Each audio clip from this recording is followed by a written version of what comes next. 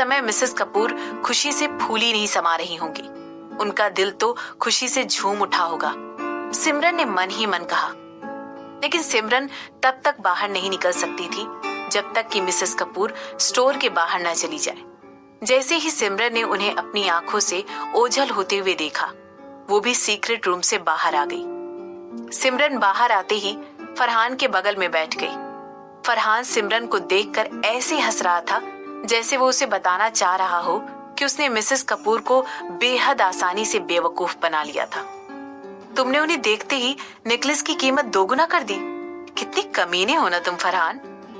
सिमरन ने फरहान की पीठ थपथपाते हुए कहा। सिमरन की बातों के जवाब में फरहान अपना मुंह दबाकर हंसने लगा और ऐसा करते हुए उसने अपने मैनेजर को सिमरन के लिए चाय लाने को कहा। वो ये सब डिजर्व करती है सिमरन, फरहान ने जवाब देते हुए कहा। यहाँ तक कि जो वीआईपी कार्ड अपने हाथ में लेकर वो इतनी खुशी खुशी से यहाँ गई है, वो भी सबसे नीचे कैटेगरी का है। और जैसा कि उसने सोचा होगा, इस कार्ड से वो वैसी कोई भी पार्टी अटेंड नहीं कर पाएगी। उसे लग रहा होगा कि उस कार्ड से उसे बड़े बड़े लोगों का इनविटेशन आएगा, लेकिन ऐसा कुछ भी नहीं होगा। फरहान ने अपनी बात को समझाते हुए कहा। इसके बाद उसने सिमरन के हाथ में भी एक ऑरेंज वीआईपी कार्ड पकड़ा दिया। दरअसल गीतांजलि ज्वेल्स, जो कि फरहान की दुकान और उनके ब्रांड का नाम था, वो अपने वीआईपी ग्राहकों को अलग अलग तरीकों के वीआईपी कार्ड देते थे। जिसके पास ऑरेंज कार्ड है उसे अपनी हर खरीद पर 5% का डिस्काउंट मिलता है। जिसके पास ब्लू कार्ड है उसे प्राइवेट गहनों के एग्जीबिशन या किसी भी तरह की बिडिंग करवाने की परमिशन मिलती है और उसके साथ हर खरीद पर 10% का डिस्काउंट भी मिलता है। इसके बाद आता है सबसे प्रीमियम कार्ड, जो होता है काले रंग का। सिमरन के पास भी यही कार्ड था, जिसके पास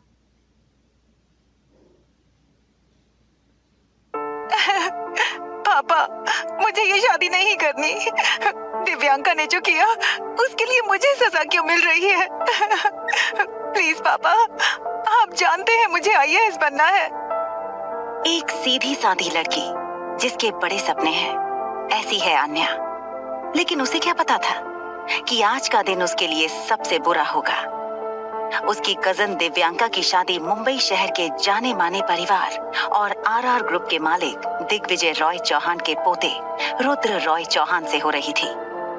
मगर अब पासा पलट चुका था। ए लड़की, तुमने सुना नहीं क्या? अब जल्दी से तैयार होकर नीचे जाओ। वैसे भी मुझे ना सुनने की आदत नहीं है। रुद्र रॉय चौहान को वेट करना पसंद नहीं। आन्या की आंखों के सामने उसके सारे सपने चूर हो रहे थे। शादी की रस्में पूरी करने के बाद रुद्र आन्या को घर ले आया, लेकिन उसे चौहान विला में अकेला छोड़कर चला गया। बेटी, इस घर में तुम्हें एक माँ और बहन के अलावा बाकी सब रिश्ते मिलेंगे और शायद इसी वजह से ये मकान कभी घर नहीं बन पाया। अब ये जिम्मेदारी तुम्हारी है।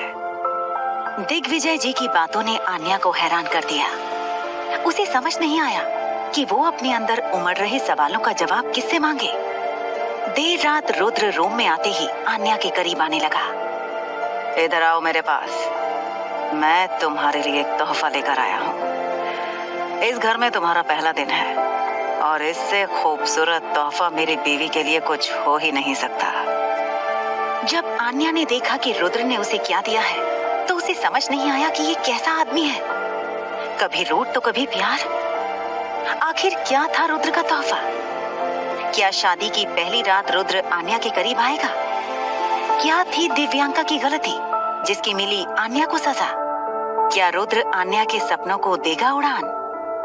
क्या आन्या इस रिश्ते को दिल से निभा पाएगी?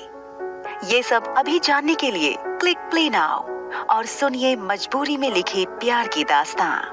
इस हफ्ते की ब्लॉकबस्टर हिट स्टोरी मजबूरी में बंधा एक रिश्ता, ओनली ऑन पॉकेट FM। के पास भी काले रंग का वीआईपी कार्ड होता है, उसे बेहद रॉयल सुविधाएं मिलती हैं। इन लोगों को फेमस लोगों की तरफ से तरह तरह की एक्सक्लूसिव पार्टियों में जाने के इनविटेशंस मिलते हैं, जहां पर वो लोग जाकर अपने बिजनेस कनेक्शंस को मजबूत करते हैं। इसके अलावा जिनके पास भी एक काले रंग का कार्ड होता है, उन्हें किसी भी तरह के ज्वेलरी के इवेंट में शामिल होने का मौका मिलता है और साथ ही हर खरीद पर 20% का डिस्काउंट भी मिलता है। अगर देखा जाए तो 20% का डिस्काउंट बेहद भारी डिस्काउंट होता है और इसका सबसे ज्यादा फायदा किसी भी तरीके के ज्वेलरी के बिडिंग इवेंट या ऑक्शन में मिलता है, क्योंकि इस कार्ड के जरिए किसी भी ऑक्शन में फाइनल प्राइस को पूरी तरह बदला जा सकता है। और जहां तक सिमरन को खबर थी, 50 से भी कम लोगों के पास ये तुरुप का इक्का यानी कि ब्लैक कार्ड मौजूद था। फरहान ने अपने कंधे उचकाते हुए कहा, ये उसकी गलती है। उसने कार्ड लेने के पहले उस कार्ड के बारे में ना कोई सवाल किए और ना ही उसके फायदों के बारे में जानने की कोशिश की।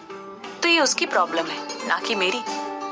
जो रकम मिसेस कपूर ने नेकलेस के नाम पर कार्ड पाने के लिए खर्च की थी, दरअसल वो जानती ही नहीं थी इसका कितना बड़ा खामियाजा उन्हें बाद में चुकाना पड़ सकता है। जब उन्हें उस कार्ड की असलियत मालूम पड़ेगी, तब उनके दिल को एक जोरदार झटका लगेगा।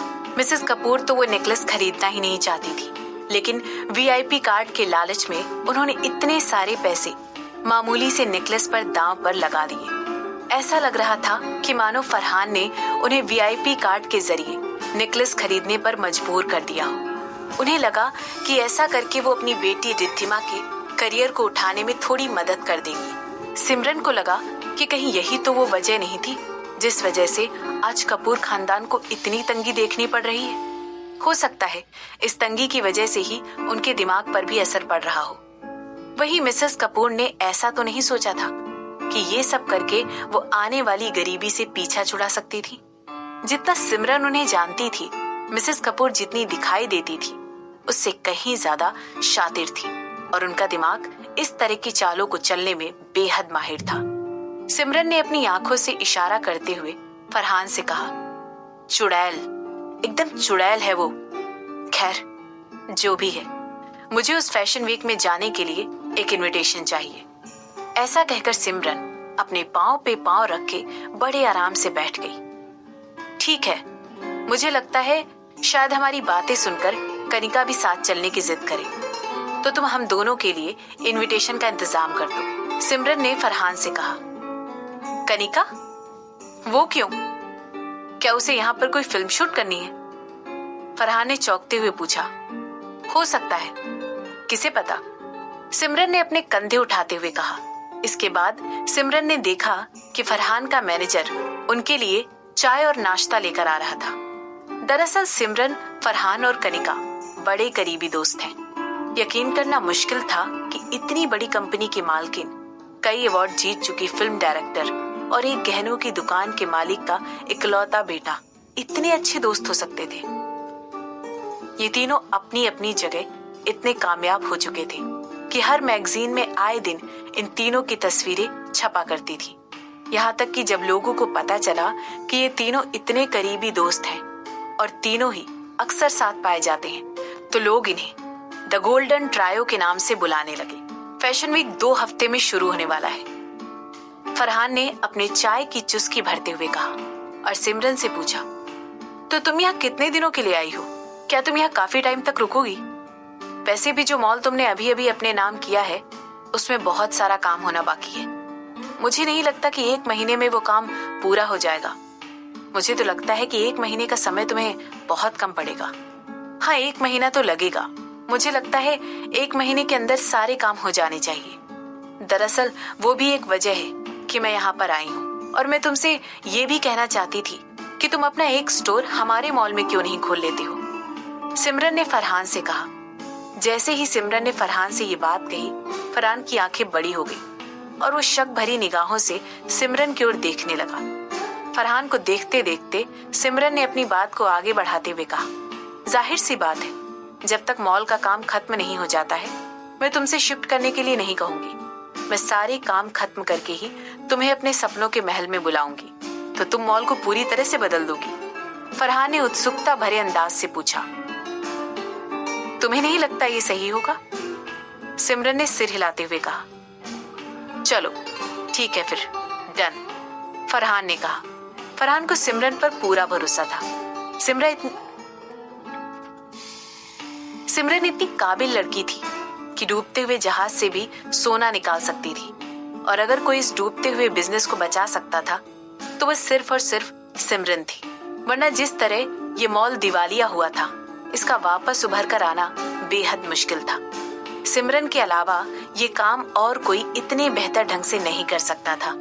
इसके बाद अपनी बात को बढ़ाते हुए फरहान ने कहा, मैं और पापा भी सोच रहे थे कि हमें अपने बिजनेस को आगे बढ़ाते हुए फैशन इंडस्ट्री में भी कदम रखना चाहिए। जब तुम अपने सपनों का महल खड़ा कर लोगी तो मैं तुम्हारे सामने फिर से हाजिर हो जाऊंगा और मैं अपने नए बिजनेस की पहली दुकान तुम्हारे मॉल में ही खोलूंगा।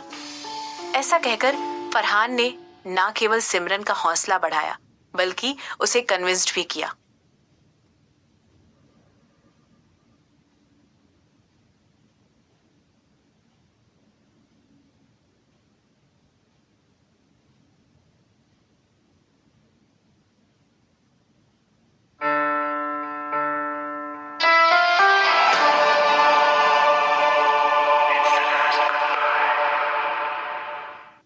जैसे ही सिमरन ज्वेलरी शॉप से बाहर निकली, उसने सोचा यही मौका है, उसे मॉल में घूमकर देखना चाहिए कि वहां और कौन कौन से ब्रांड मौजूद हैं। वो भी एक मॉल की मालकिन बन चुकी थी, इसलिए ये जानना बेहद जरूरी था कि मॉल में कौन से ब्रांड का होना फायदेमंद हो सकता है। इस दौरान अपने हाथों में फोटोज लेकर कोई बहुत ज्यादा परेशान हो रहा था। उन फोटोज में सिमरन तुषार के बेहद करीब नजर आ रही थी। सिमरन ने तुषार के कंधों पर हाथ रखा हुआ था और वे खूबसूरत मुस्कुराहट के साथ बेहद खुश नजर आ रही थी। अगर कोई अनजान आदमी बिना उन दोनों की सच्चाई जाने सिर्फ तस्वीरों के हिसाब से सिमरन और तुषार के रिश्ते का अंदाजा लगाता तो वो बेहद आसानी से कह सकता था कि वे एक कपल है, क्योंकि जिस तरह सिमरन तुषार की आंखों में देखकर मुस्कुरा रही थी, ऐसा लग रहा था कि वो तुषार से बेहद प्यार करती है और दोनों को देखकर ये लग रहा था कि दो प्यार करने वाले एक दूसरे की ओर बड़ी मोहब्बत के साथ देख रहे हैं। तुमने तो कहा था कि इन दोनों की सगाई बहुत पहले ही टूट चुकी है। शशांक ने सिमरन और तुषार की तस्वीर को अपने हाथों से मरोड़ते हुए अपनी सेक्रेटरी से कहा, और अगर ऐसा कुछ नहीं है तो सिमरन इस तुषार की बाहों में इतनी खुश कैसे नजर आ रही है? ये दोनों करीब कैसे नजर आ रहे हैं? शशांक की सेक्रेटरी शशांक की ओर हैरत में घूर कर देखने लगी। उसे अपनी आंखों पर विश्वास ही नहीं हो रहा था। उसने सोचा, भला उसे कैसे पता होता कि सिमरन उस तस्वीर में क्यों मुस्कुरा रही थी, और सिमरन और तुषार उस तस्वीर में साथ क्या कर रहे थे, या वे साथ में उस तस्वीर में आखिर क्यों मौजूद थे। आखिर वो सिमरन का मन थोड़े ही पढ़ सकती थी जो ये बता देती कि सिमरन आखिर वहां क्या कर रही थी। मुझे जवाब दो, शशांक ने गुस्से में अपनी सेक्रेटरी पर चिल्लाते हुए कहा। जिस तरह से वो उस पर चिल्ला रहा था, ऐसा लग रहा था मानो कोई बहुत बड़ा पहाड़ टूट चुका हो। सर, मैंने सुना था कि तुषार ने सिमरन से अकेले में कुछ बात करने के लिए कहा जरूर था, मगर उसने तुषार से बात करने के लिए साफ मना कर दिया था। शशांक की सेक्रेटरी को लगा शायद ये बात जानने के बाद शशांक थोड़ा शांत हो जाए। दरअसल सिमरन के लौट आने की वजह से शशांक आजकल कुछ बेहुदा हो गया था। उसकी सोचने समझने की शक्ति ही खत्म हो गई थी। सेक्रेटरी ने आगे कहा, अपनी अगली मीटिंग के लिए तुषार ऑलरेडी लंदन के लिए भी निकल चुका है, तो क्या हमें इंडिया में उनकी बाकी बची हुई प्रॉपर्टीज पर नजर रखनी चाहिए? ये कहते हुए तुषार की सेक्रेटरी के तो पसीने छूट रहे थे। उसे पता था कि अगर उसे शशांक से आगे बात करनी है तो इसके लिए उसे शशांक को पहले शांत करना होगा। उसे कुछ चाल चलकर शशांक का ध्यान सिमरन से हटाना होगा। इस समय सेक्रेटरी को ऐसा लग रहा था कि मानो जैसे उसका कलेजा मुंह को आ गया हो, और उसे कुछ समझ ही नहीं आ रहा था कि वो किस तरह अपने बॉस का माइंड डाइवर्ट करे। इधर शशांक की सेक्रेटरी ये सोच रही थी कि उसे आगे क्या कहना है, और उधर शशांक गुस्से से आग बबूला हो रहा था। शशांक के इतना गुस्सा दिखाने के बावजूद भी उसकी सेक्रेटरी को ऐसा लग रहा था जैसे मानो उस कमरे में बर्फ पड़ी हो, और खुद को दूर करने के लिए उसने उस रूम में लगे थर्मोस्टेट की तरफ देखा। उस रूम का तापमान ज्यों का त्यों था। जब सेक्रेटरी ने रूम के अंदर एंट्री ली थी तब भी रूम का तापमान वही था जो इस समय हो रहा था। उसे समझ ही नहीं आ रहा था कि आखिर उसे इतनी ठंड क्यों लग रही थी। क्या तुम ऐसा चाहती हो कि तुषार वापस आकर सिमरन को परेशान करे?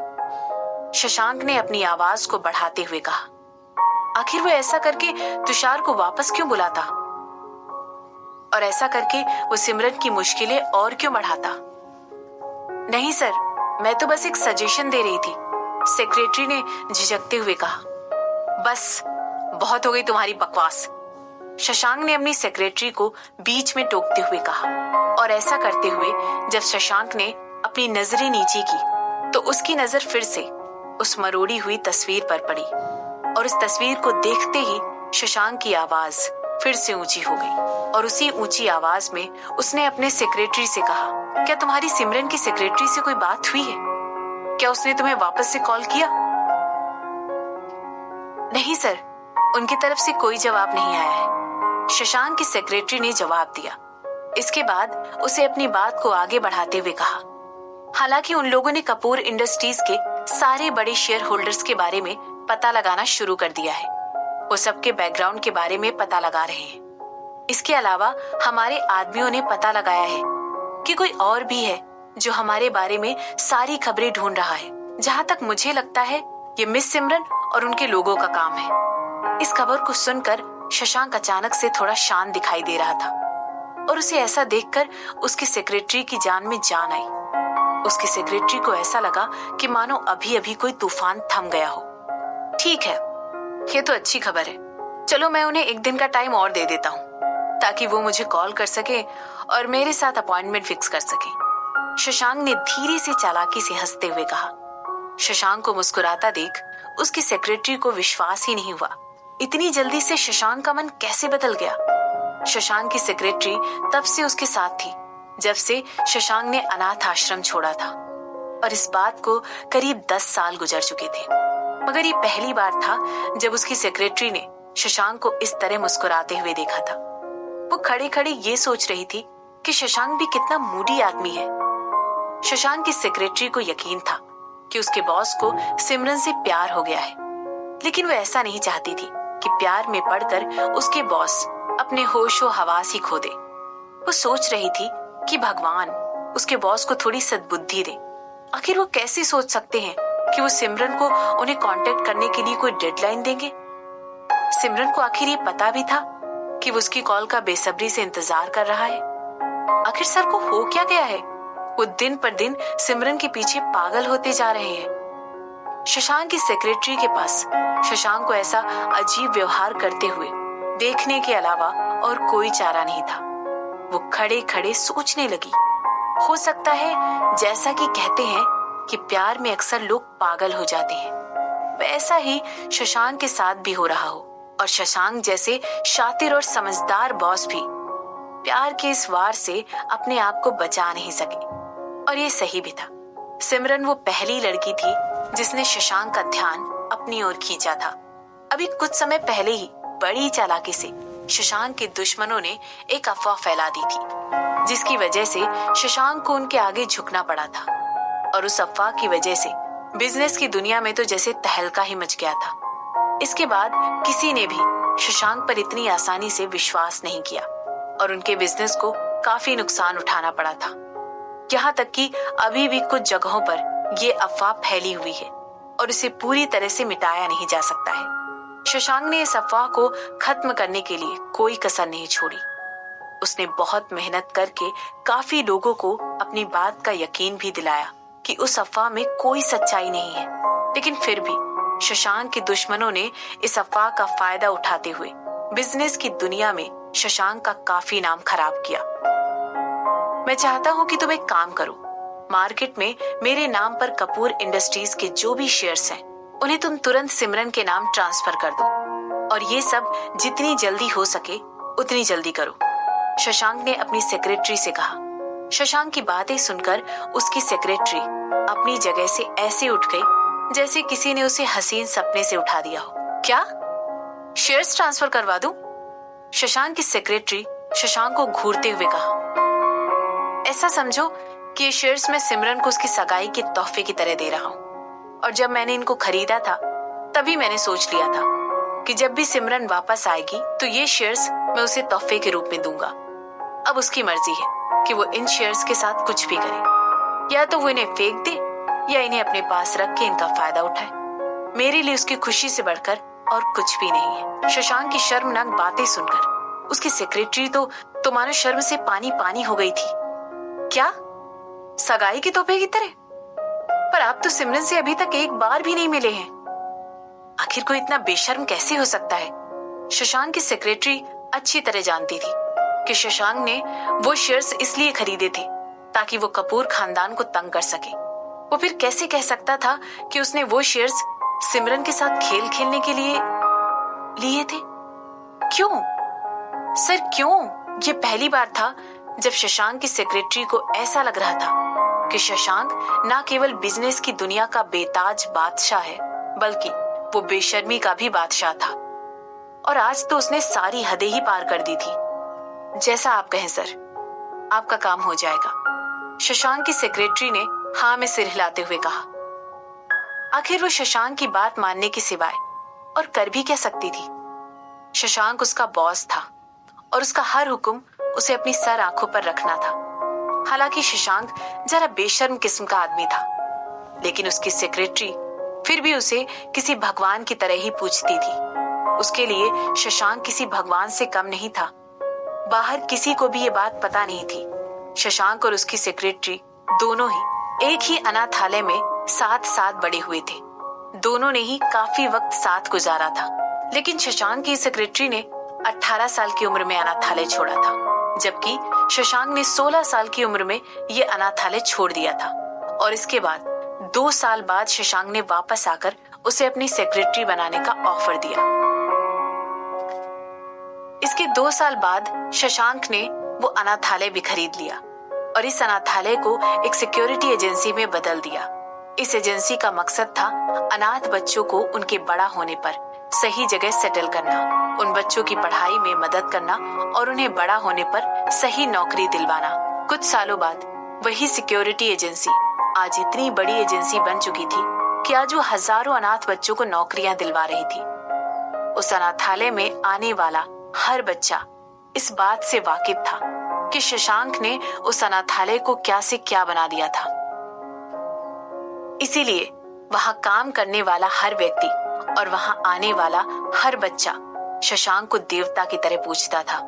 ऐसा इसलिए था क्योंकि उनमें से किसी को भी ये बात पता नहीं थी कि ये वही शशांक है जो आज एक सिमरन नाम की लड़की के लिए पागल हुआ जा रहा था।